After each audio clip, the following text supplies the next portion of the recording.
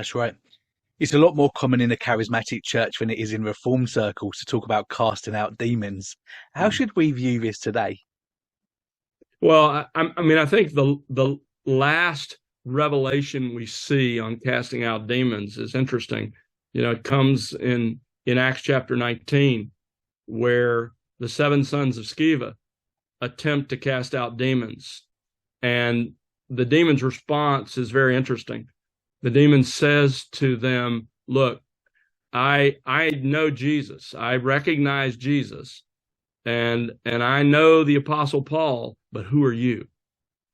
It's clear, even from the testimony of a demon, that the capacity to perform that was given to Jesus and the apostles. And so there's no indication that you and I should go around casting out demons. There's no biblical evidence that warrants an individual Christian from doing that. Yeah.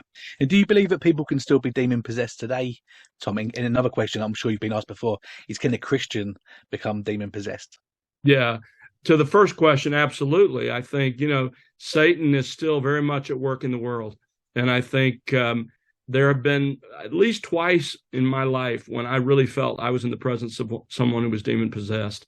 I mean, I can't be sure of that, but I'm more sure than not that I was. So I think that happens today. I mean, obviously, demon possession was concentrated in Palestine in the first century during the ministry of Jesus, because Satan knew Jesus was there, and he hurled all of his arsenal at Christ and what was going on there. So I think it was probably more common there in the first century than it would be in most places in the world. But I still think it absolutely exists in terms of unbelievers. I mean, when you look at the word in the New Testament, the Greek word is really demonized. And you see that with unbelievers.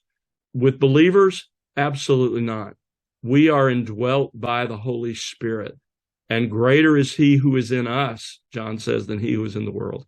And so there is no way that the Holy Spirit is going to allow us to be taken up residence by a demon representing Satan when he himself indwells, seals, and controls us.